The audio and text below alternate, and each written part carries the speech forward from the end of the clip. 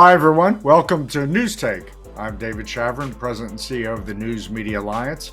Since we launched, we've had News Take conversations on a wide range of topics across the news industry.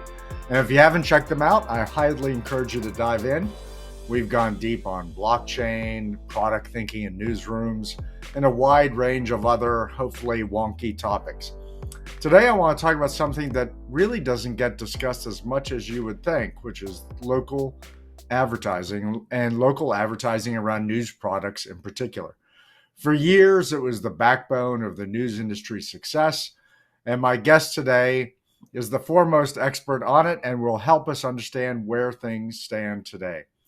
Gordon Borrell founded Borrell Associates in 2001 and has become the local media industry's leading analyst. He is ranked in the top 2% among Gerson Lehrman Group's 150,000 consultants worldwide and is quoted in Ad Age, Media Post, Editor and Publisher, Wall Street Journal, New York Times, Forbes, and a lot of other places. Prior to starting Borrell Associates, Gordon was vice president for new media at Landmark Communications, where he started his career 22 years earlier as a newspaper reporter. He is past chairman of the Local Media Association and Local Media Foundation.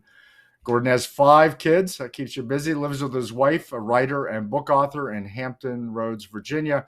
Gordon, thank you very much for joining us today. Really thrilled to have you. Thanks for inviting me, David. It's great to be here.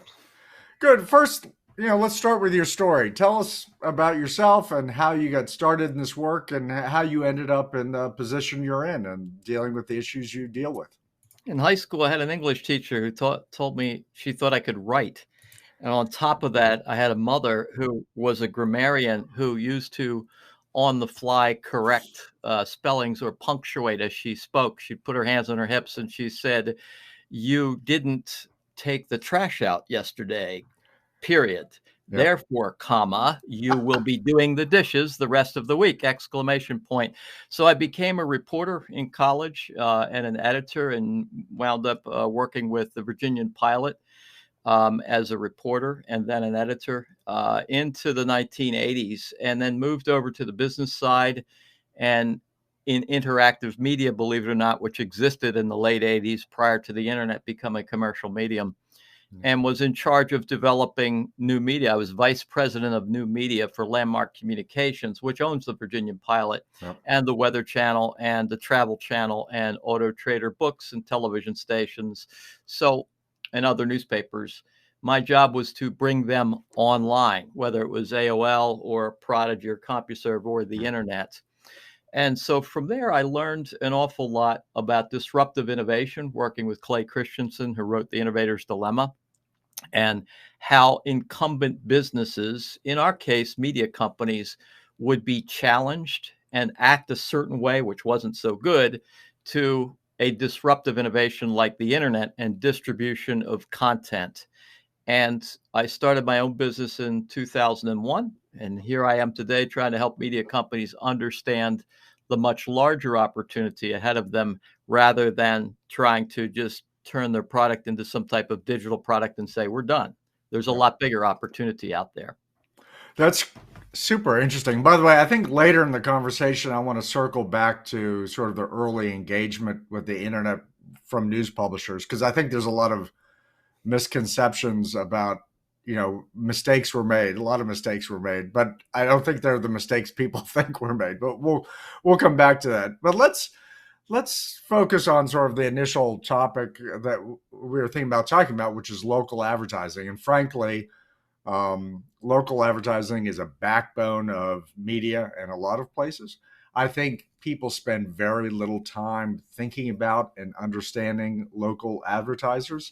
When they think about advertising, they think about the big CPG brands and the big agencies placing big buys across the country. But, if you look at volume and if you look at economic impact, local advertising is huge. And I think people don't understand it, don't think about it enough, and also don't understand that while, yes, there's the individual flower shop buying ads, there's also chains of car dealers placing many multi-million dollars of ad buys. There's a lot of activity at the local side.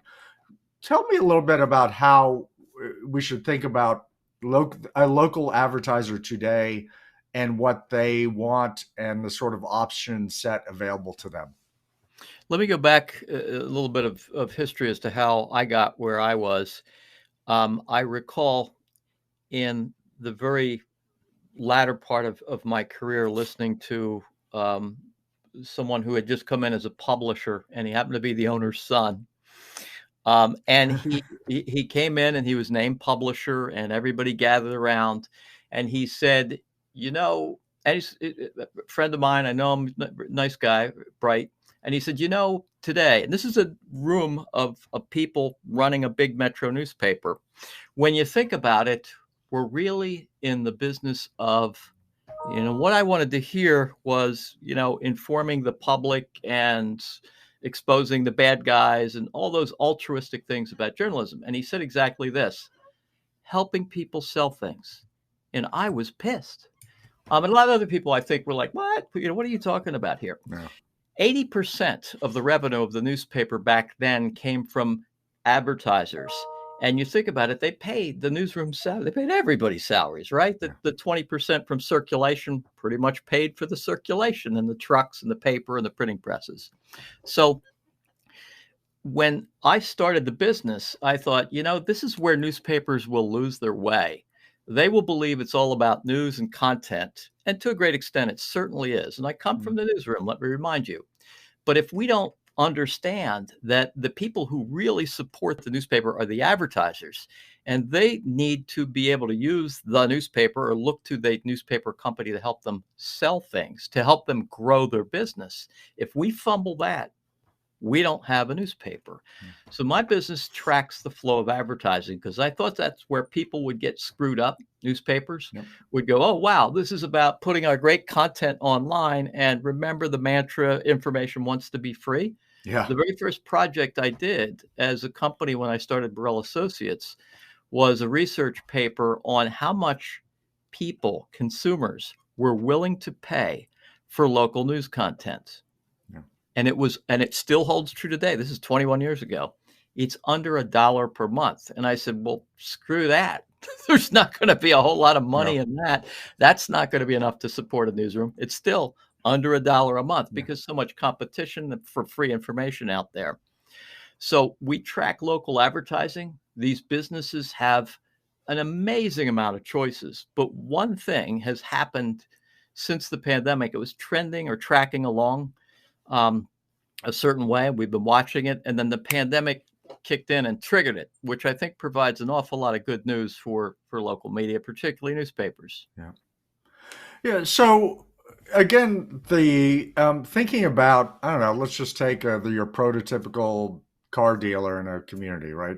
Advertise regularly, historically very attached to classifieds or whatever the local newspaper was, but now have a whole range of optionality, right? There's the internet pure play about looking car search. There's certainly local publisher. There's Facebook and the rest. When you talk to somebody in that space, and again, something like a car dealer or chain of car dealers is doing a lot of advertising, spending a lot of money. What does their option set look like? And then how do they think about their local publisher in their option set? Their option set's like walking into the most cacophonous carnival that you could imagine. You got the tilt-a-whirl over here, and you got the Ferris wheel over there, and you got the cotton candy and the corn dogs, and there's just too much shit to look at, right? And to choose from. And your kids are yanking you in this direction, and your wife's yanking you in that direction. And then there's the newspaper, and it's a guy with a table, and he's got a newspaper, and he's not really making a whole lot of noise. Newspapers really do have to make noise, and they do have to understand that they're in competition. One of the biggest things about the newspaper industry, and anybody who has been in it, in the 1980s and 1990s, I believe will agree, was this tremendous arrogance that we're the big guys and we own everything. We don't need to make a lot of noise. People just come to us. I can recall in Chicago once somebody from the Chicago Tribune telling me in the 1990s, this was, that we can kill the Chicago Sun-Times and many other types of media just by raising our rates. That will Okay. force the advertiser to make a decision, and they're going to pick us. Okay. So I hope that's been shaken out of the industry. The advertiser, the car dealership has way too many choices. The Yeah. one thing that they're looking for that is just really, really important for any media company to know is not, I want to buy newspaper advertising. I want to buy autotrader.com or cars.com. I want to buy this. I want to buy that. They don't know what the hell to buy. They need somebody to talk to who will help them understand the overall marketplace. Once you gain their trust, they might buy newspaper advertising. They might buy outdoor. They might buy direct mail, but you're in there influencing them. They're lost in this big carnival. They're looking for, believe it or not, a local media person or an ad agency to help guide them through all of this. And I think that's a very important thing for newspapers to understand.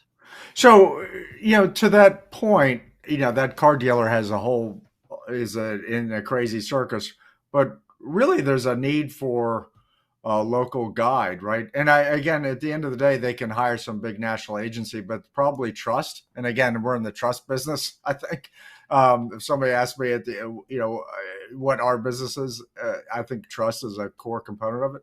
Having a trusted relationship with somebody who's willing to guide them through that is a role that new local publishers can and should play, right?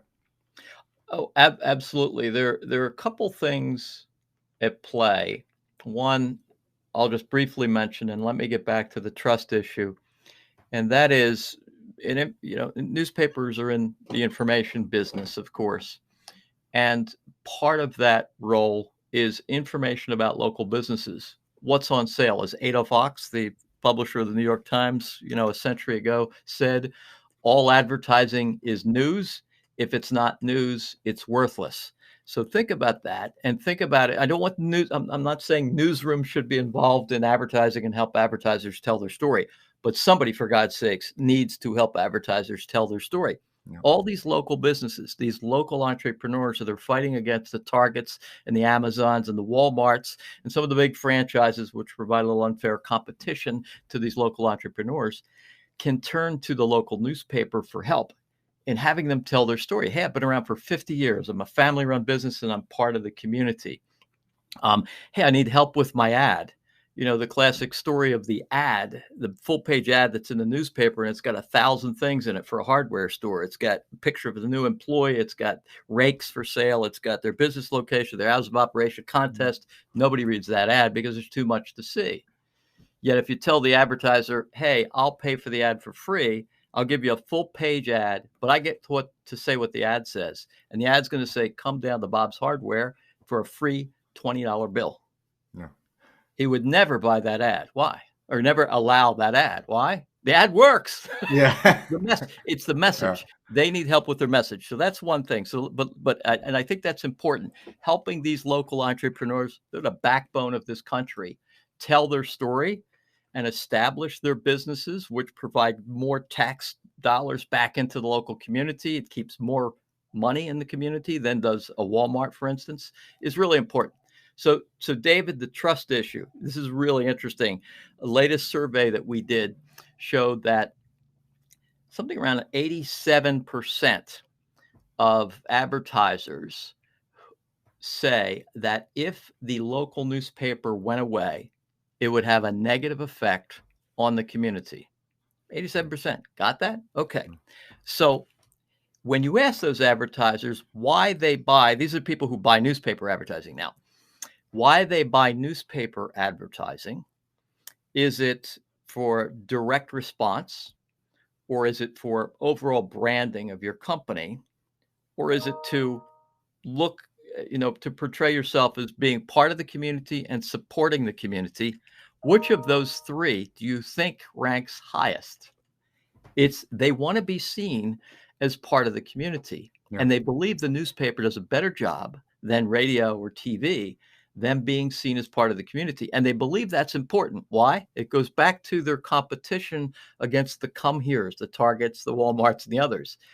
There's this sense in local communities that we have to support our newspaper, And the advertisers like that, the local businesses like that. I think this is a key to selling to them and being in a partnership with them to help them. This is their big differentiator. Anybody can throw coupons in the mail or buy a billboard, but when you're part of the community because you're supporting the newspaper and seen as supporting the community, I think that's a big differentiator. And that trust is really valuable. The trust for local news, the trust for, hey, you're a local business too. You've been around for a very long time. That's great. There's something to be mined there by newspaper companies.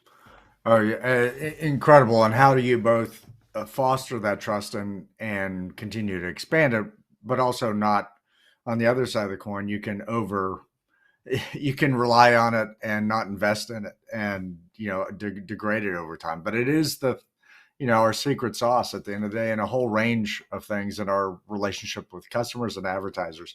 I have to tell you, just in terms of I'll do a little side commentary. There's been news recently about the sale of Axios.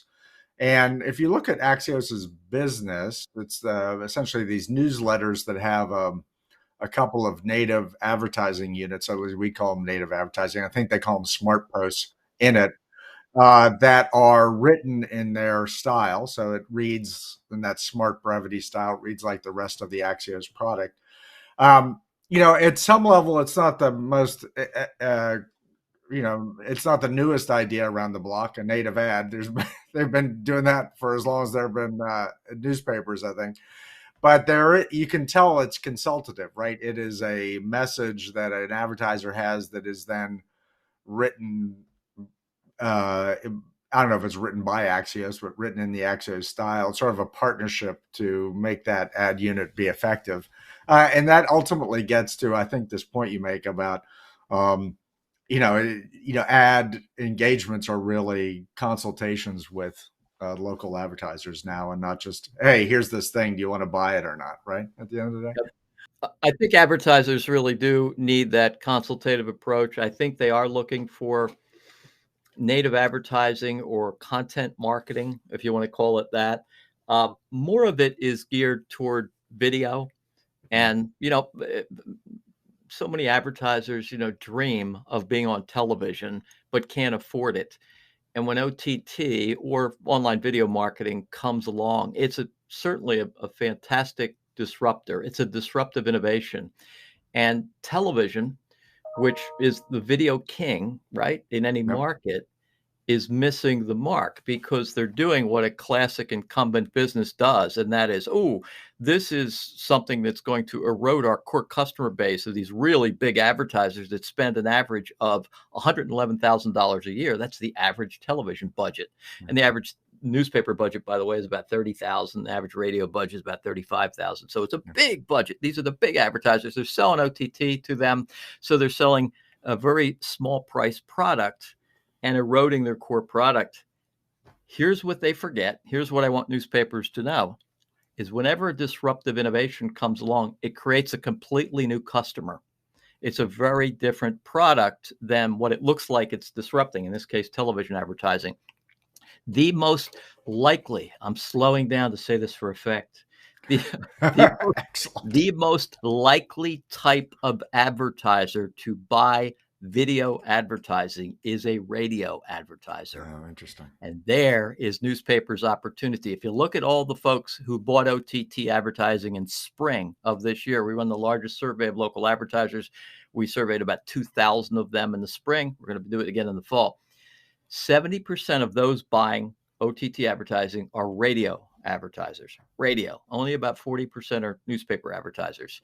So if you want to go after, a competitor's base, radio, you got an OTT product, go after them and help them tell their story. That's the native advertising they want. They want to be standing in front of their plumber's truck talking about they've been in business in this town as a plumber for, 50 years. Or they want to talk about, let's say they're a dentist, teeth whitening or tooth implants, or LASIK surgeons, want to talk about their latest equipment. Help them tell their story. Video is not only a great way to do it, it's it can be really expensive. It can bring in a lot of money, and it's terrific for the advertisers. So many different distribution points for it. Their own website, YouTube, out there in the OTT networks and things like that. I can be very excited about this opportunity for native advertising for newspapers. Axios, I'm not sure where that's going. Yeah. Yeah, they, it's yeah, it is interesting if you look at their business again. It's pretty clean at some level, right? It's a bunch of free newsletters in which they have these native ad units. What has been intriguing to me is really those units seem to be part of an engagement with advertisers in a way that maybe a lot of publishers weren't used to. But let's jump to let's dig further into this point about, I've talked about this idea of convergence, format convergence, right? There used to be things called newspapers, and there used to be radio stations, there used to be TV stations. A couple of those needed an FTC license. But now, it's a huge internet blender in which everybody's trying to live off the telephone. And that, to your point, also opens up a lot of opportunities. And again, if you look at the audience for a news publisher, I was exchanging a bunch of emails with a reporter the other day, and he was talking about print circulation. I was like, print circulation's down, got it. But that used to be the singular metric about news publisher audience. Easy to understand, one number, up or down, there you go. I said, now, listen, we got print audience, we got our website audience, we got app audiences, we got e-reader audiences. Often we have audio audiences and video audiences, social audiences. And each of those things is different, by the way, different economics attached to them. And we don't yet as an industry tell a great story about everybody's reading our content. The one thing is we're creating the content and distributing it a bunch of different ways now, and that will increase. But talk more about sort of this legacy media blender where you have news publishers, say local TV, local radio. Everybody's rushing to the phone, everybody's iPhone.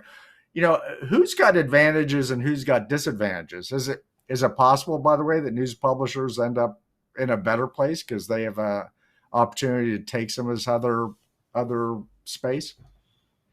In our podcast series over the summer, which you were a part of, thank you very much, and knocked it out of the park. We've had the highest downloads for our interview with you, and you've been up against some pretty formidable interviews. The CEO of Nexstar, Perry Sook, your counterpart at the National Association of Broadcasters, Curtis Leggett, good guy, the CEO of Salem Media. So you did really well, David. Thank you very much. Happy to do it. But over the summer, we're doing this series, and we've interviewed Bob Pittman, the CEO of iHeart, and the head, I think, new one coming up is the head of Clear Channel Outdoor Advertising. There's a theme, and I didn't expect it to emerge. And it was, well, there's going to be this convergence or rejoining. If you look at newspapers, from the time of Hearst, right, and then they were out there and they had lots of newspapers, and this thing called radio came along in 1920, and they got into radio. And then this thing called television came along. The first FCC licenses for television were issued in 1948, and they got into that. And they were started by one company, let's say a Hearst or Cox or others. But there's this notion that they're all going to come back together. So I found that really interesting, but I'm not sure. And I'm just not sure. I'm not saying it won't. I'm not sure that it will. And here's why. If you looked at newspapers and you said, okay, the very first thing that the new medium that they got into was, outside of magazines, is radio. The first electronic medium was radio. How successful would a radio station be if they used newspaper reporters to just kind of, rip and read news over the air? So radio required a completely different staff. When television came along, how successful would radio be porting over the old stars from Dragnet and Gunsmoke and the precursor to I Love Lucy, which was My Favorite Husband and the Jack Benny Show, over to TV? Well, it was, but it wasn't just radio. It was a lot of sight gags because it was video and everything. My point is this, that each iteration of the newspaper as it went along required a completely different staff and a completely different set of talent, lights, cameras, and actions rather than pens or typewriters. So here we are with the internet, and I'm not sure that you can create content in one place and then distribute it to radio or distribute it to TV and distribute it to the internet in the form that each of those media would find acceptable. So that concerns me. There is, however, the economics of it, David, and that is, okay, if the FCC now is relaxed on its rules of cross-media ownership, saying, well, yeah, you really can't control an audience anymore if you own the newspaper and the television station and some radio stations in the market, the economics of running that together might be very high. And I do think there is a pretty strong possibility that we'll begin to see that a bit more, where a cluster of radio stations, a major television station, NBC affiliate, Fox affiliate, if they still have those affiliations, and that's in question, and a printed product, magazine or newspaper, whatever it becomes, on a weekly basis, and then some internet operation. That is one hell of a powerful asset to have, all those three together or four together in a marketplace. It goes back to Stuart Bryant's idea, CEO of Media General, with this convergence center in Tampa in the year 2000. They plowed $40 million into that and put the Tampa Tribune in it, and TBO.com and WFLA. And that was the idea. It collapsed in 3 years, as most other interactive units did, under the pressure of, wow, we got to keep the core products up. But I do think there may be something there. I'm still scratching my head a bit on how that would actually work, and whether the history of new media would indicate that, several products can be put together to generate, the core product itself that pushes out on different platforms. Historically, that really hasn't worked out all that well. Yeah, what I find interesting about that is, let's just take those three. Let's take local radio, local TV, and local news publisher. Throw the local city magazine in there too, right? All of what you see is there are legacy businesses that still generate a lot of economic return, more than people realize, be it print or local broadcast or the rest. And so there is keeping those engines running. But I think the challenge, and you've kind of identified it, is the future is this thing that it'll be delivered over people's phones or their connected TVs. And I think those products are all different than the legacy products, meaning I don't know that a streaming TV news product is Bob and Sally behind a desk at 6 for 22 minutes, right? With a cue to the sportscaster. Maybe, I don't know. I think, the TV product that's going to be responsive and native to streaming is going to be different. Same with podcasting and radio, and again, I think news publishers are still in this process of understanding what kind of textual news product makes sense in the internet space. So at least I'm personally kind of interested in the convergence side, but I also think like everybody's going to have to change. Does that make sense? Is that rational? It does. It concerns me though that back in 1960, Peter Drucker had a famous article in Harvard Business Review that told the story of the railroad industry and why so many of them had been failing and going into bankruptcy. And what he said was that the industry of transportation, the business they were actually in, was expanding, but they defined themselves as being in the railroad industry, which was moving passengers back and forth. Meanwhile, planes were taking people places, and trucks and cars, highways, and buses, right? So if we're talking about the newspaper industry and we're defining ourselves as local news and maybe softly expanding it to local news and information, then it makes me wonder if that's the appropriate definition or that's too limiting. If the information business can be expanded into maybe the entertainment business, or it's an infotainment maybe, and you can understand what that means, then you have much broader opportunities. So we were talking a few minutes ago about convergence, and maybe this idea of convergence is going to happen when everything kind of converges again, and there's one newsroom or one content operation, and it pushes it out on multiple platforms. Tell me, David, if your average local newspaper were to get together with the average local television station, for instance, in their newsroom, would they ever develop anything like Facebook? Would they ever do anything on Facebook other than say, hey, here's our news on Facebook? And do you go to Facebook for news? So that's not it. Would they ever do anything at all with TikTok or Instagram Reels? So what I'm saying is, if you're defining it narrowly as, hey, we're just a news operation, you're missing the opportunity that William Randolph Hearst didn't miss when radio came along. He said, well, that's not a news medium, even though the first broadcast of radio was rip and read from a Pittsburgh newspaper atop the Westinghouse building. And interestingly enough, it was the 1920 election results that were between two newspaper publishers, Jim Cox and I believe Warren Harding. But anyway, I digress. My point is that when radio came along, it became an entertainment medium. It became about music and nighttime serials, nothing really to do with newspapers. So television comes along and it goes back to entertainment and maybe news programming, which really didn't come along until the 1960s. So you have to look at the internet and digital forms of distribution and mobile forms of distribution as something different than just news. It is news, but if you box yourself in and just define yourself as that, I think you're just putting the constraints on in a way that really limits the opportunities. So interesting.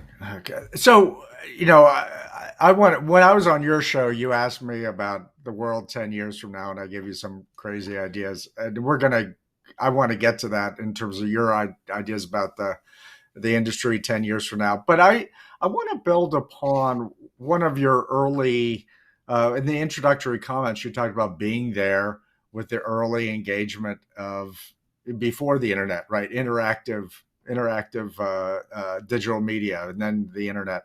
And, there is a lot of assumption about all the intense mistakes and stupidities that was executed by then the dominant news publishers at the time. And, let's assume all that's correct.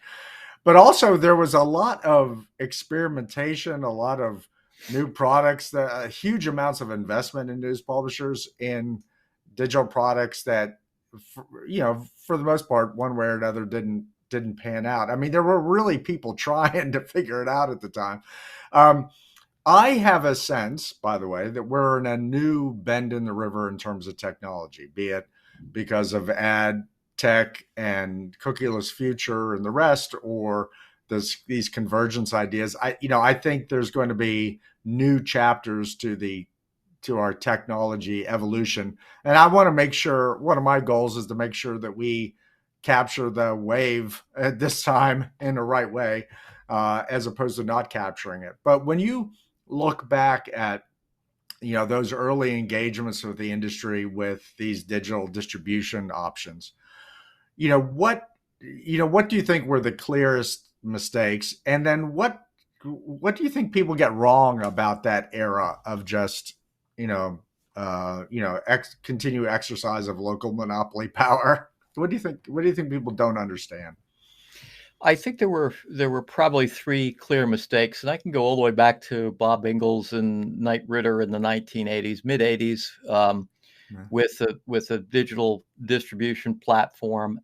You really couldn't call it digital, although I guess it was. It was just telephone modem, bulletin board service. This is prior to CompuServe and AOL. So the experience was there. And then a lot of folks approached CompuServe and AOL in the newspaper industry as if it were just a news, distribution channel. So I think that was the first mistake, is not understanding, as I said, the newspaper industry tackled radio as, wow, this is a different medium and it's not about news. We'll put we'll turn our newspaper name into the call letters of the station. KCRG for Cedar Rapids Gazette, and WSBT stood for the South Bend Tribune.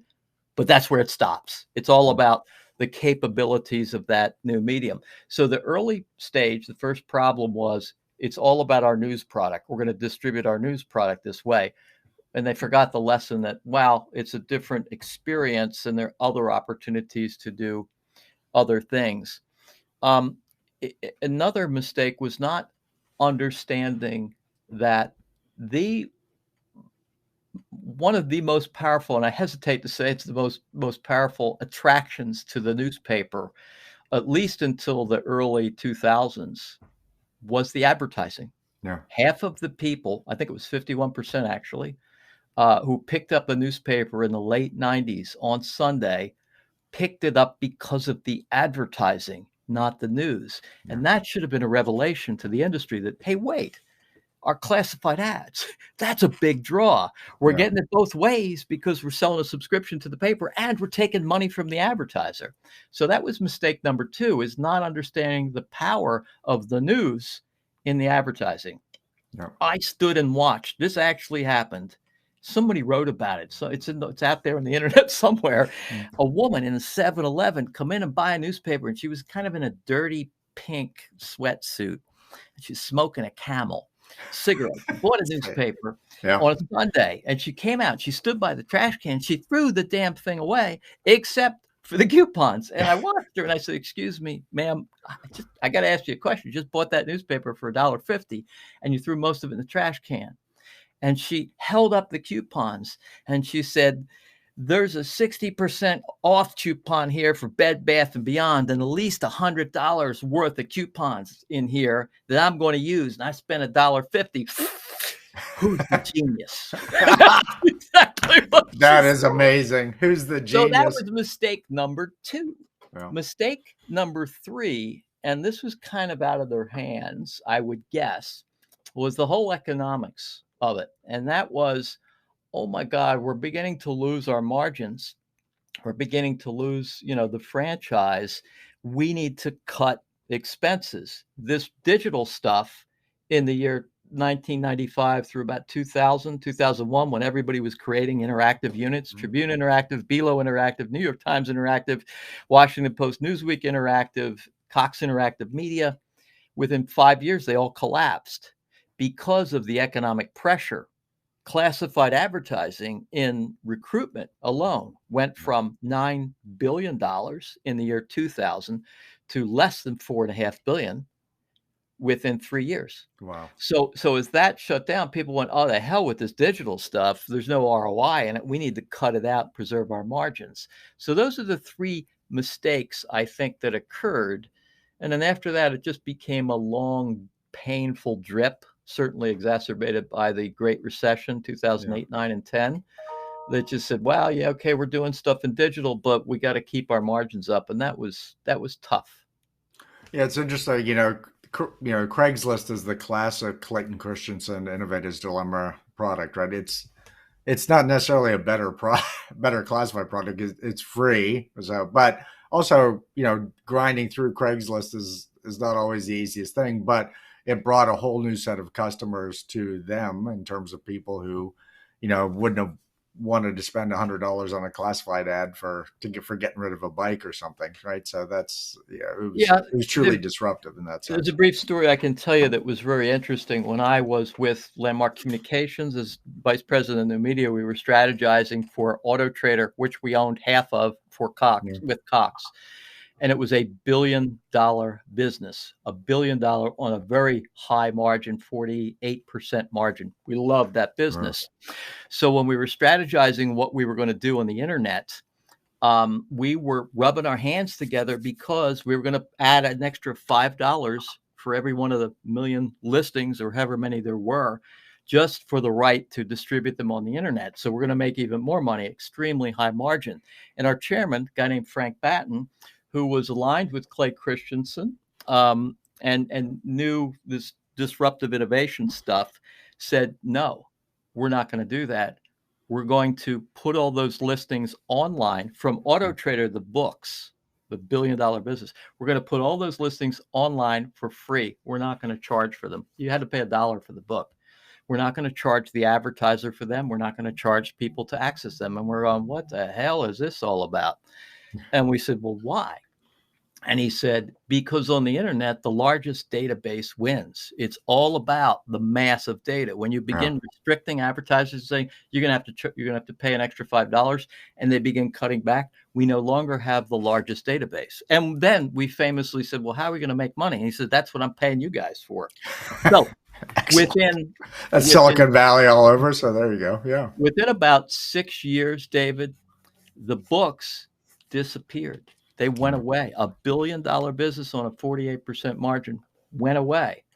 And what rose in its place was autotrader.com, which was close to $1 billion at the time. Now is much more than that, but on a little bit less of a margin, about a 35% margin. So it was like, wow, that was a really painful decision, but it was the absolute right decision to make. So it's a challenge to look at your existing business model. You're always going to screw up if you apply your existing business model to the new medium. You have to look at it differently, just as newspapers looked at radio differently, just as radio looked at TV differently when it came along, created a new staff, tuned the specs of its product exactly to what the medium could deliver. Yeah, and interesting. That's so interesting. And I think we're coming to another one of those sets of moments, right, where you really got to rethink all of the underlying elements of the business and figure out how you're going to make those right choices. What are going to be the winning attributes? So with that, Gordon, by the way, fantastic conversation. Really, this has been wonderful, and I really appreciate you doing it. So let me kick it back to you about 10 years from now. Do you can make a prediction on anything you'd like, media, advertising, the world, space travel, whatever you're interested in. But yeah, what are you following, and what do you think 10 years from now might look like? Hell, I can't figure out what next week's going to look like, David. It's interesting. I think if you look 10 years down the road, there is an aging population. So we are going to have an economy that's geared a lot toward older people and healthcare and wealth management and travel. I think you're also going to see some revitalization of some of these smaller rural cities where people realize, oh, hell, I can work from anywhere. I'm going to go back here and work, or I'm going to retire or semi-retire and go back to the community I grew up in. And I'm a millionaire, have loads of money. I did well on my investments in Apple and Microsoft and whatever. Yeah. And they might plow money into their communities. We're already seeing some of that occur. So it's this revitalization of rural America. I think everything is electric. I'm rapidly trying to get rid of all the, God, I think it's like 17 gasoline-powered engines I have in my house, from generators to weed whackers to lawnmowers to cars, right? Yeah. So, there's a lot of stuff that's electric. 95% of all information will be accessed via some digital means, whether it's a smartphone access through the internet, your television access through the internet.